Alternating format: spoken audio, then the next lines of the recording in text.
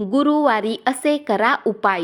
घरातून दारिद्र्य दूर करण्यासाठी गुरुवारी कुटुंबातील सदस्य, विशेष करून स्त्रियांनी केस धुवू नयेत. तसेच या दिवशी नखे कापू नयेत.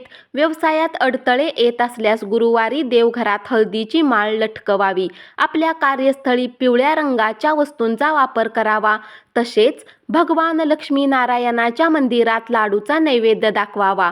शीघ्र विवाहासाठी बृहस्पतिवारी उपवास करावा आणि या विशेष रूपाने या दिवशी पिवळे वस्त्र नेसावे. आहारात देखील पिवळ्या रंगाचे पदार्थ सामील करावेत.